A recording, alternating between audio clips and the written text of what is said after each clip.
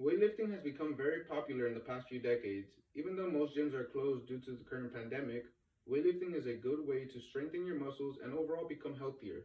It has become a competitive sport and as well as a recreational sport.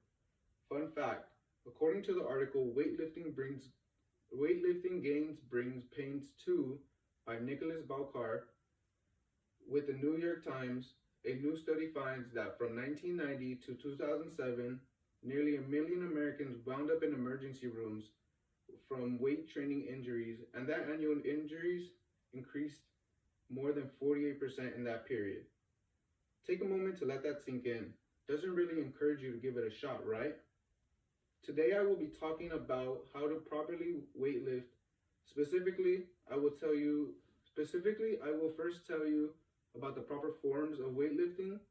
Secondly, how to determine good weight. And lastly, the results of not having proper form and too much weight.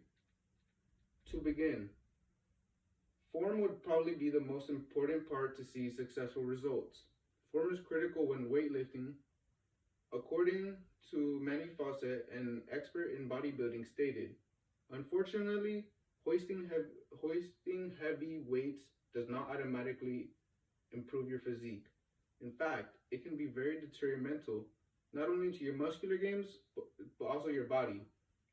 This quote is a clear indicator that not only does it matter on how much weight you can hold, but more importantly, it's about the form when weightlifting.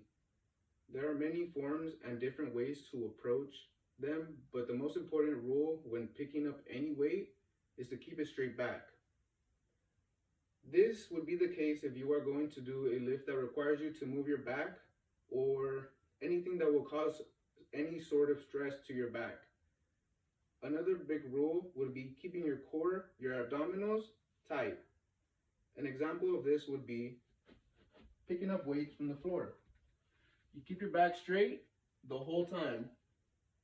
If your back is slouched, you can hurt yourself really bad.